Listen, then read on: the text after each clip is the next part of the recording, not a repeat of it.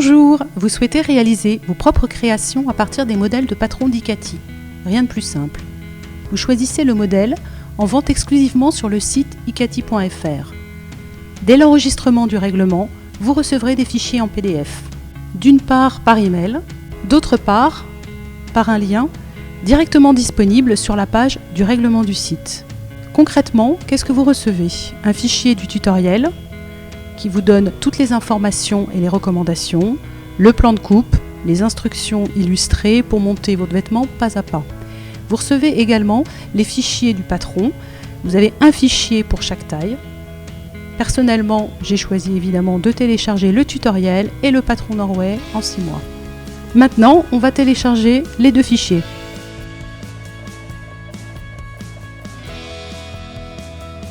Il faut alors télécharger dans le dossier téléchargement les fichiers qui vous intéressent. Et on démarre par le tutoriel. Donc votre tutoriel se présente sous la forme d'un PDF. Vous pouvez le consulter directement sur votre ordinateur ou sur votre tablette. Son impression pour moi en papier n'est pas nécessaire parce qu'il y a beaucoup de pages et c'est un peu du gâchis. Donc vous pouvez sur l'ordinateur ou la tablette agrandir et consulter toutes les informations. Par contre, évidemment, il va vous falloir imprimer le patron et le reconstituer. Là aussi, c'est simple. Je vais ouvrir le fichier, Norway, patron 6 mois, et j'ouvre mon fichier PDF avec le logiciel que j'ai par défaut. Si vous n'avez pas de lecteur de PDF, il vous suffit de télécharger Adobe Reader sur Internet, et ça se fait gratuitement. Je sélectionne à ce moment-là l'impression, imprimer.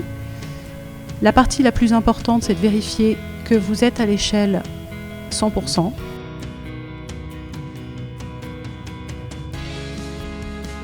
La taille du papier en A4 ou en US Letter, c'est pareil pour la France et éventuellement les anglophones qui utilisent US Letter. Et on lance l'impression.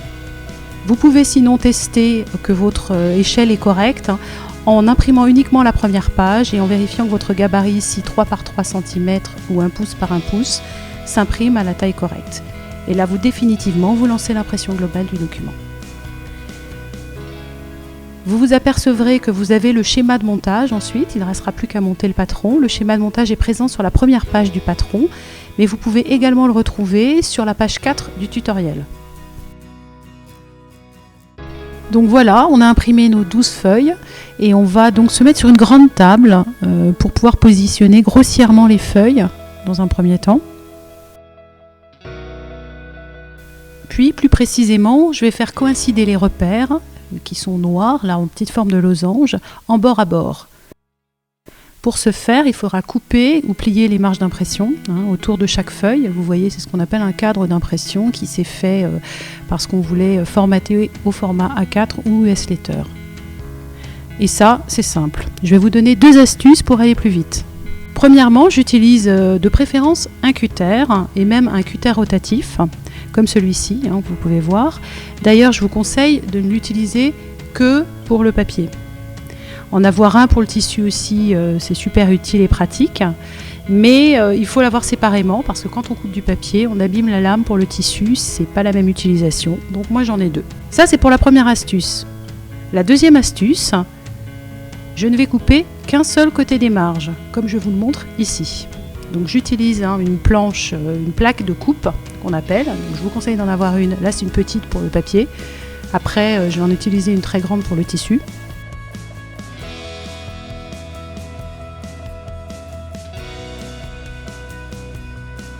Je pose les feuilles avec la partie coupée sur les marges des feuilles qui correspondent en simple superposition. On peut évidemment couper les 2 côtés, mais je perdrai du temps inutilement, donc je ne le fais pas. Ensuite, j'ajuste pour caler les repères et j'assemble avec du ruban adhésif.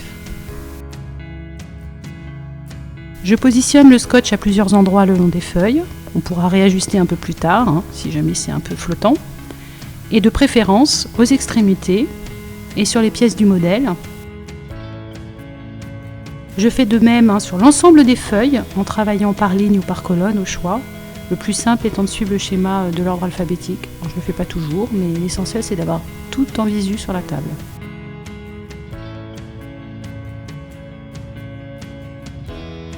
Donc là, je ne vais pas coller la dernière page parce que justement, me sert à vous faire une remarque.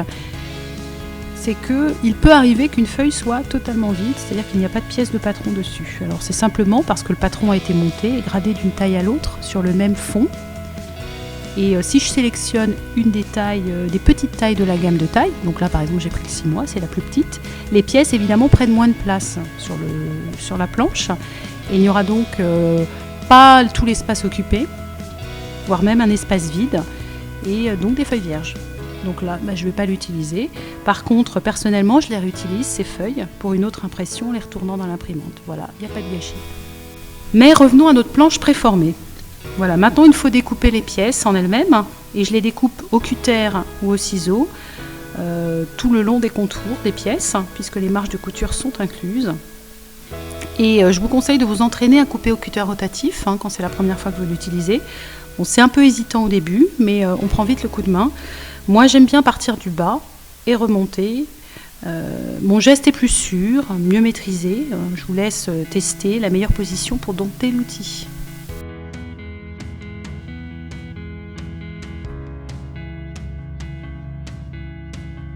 Pour finir, je vérifie à l'aide du schéma que j'ai bien toutes les pièces et leurs indications. Alors pour ce faire, moi je regarde mon schéma sur le tutoriel, donc c'était page 4, là je l'ai fait sur ma tablette. Je vérifie que j'ai bien toutes les pièces de 1 à la numéro 6 et même 6B.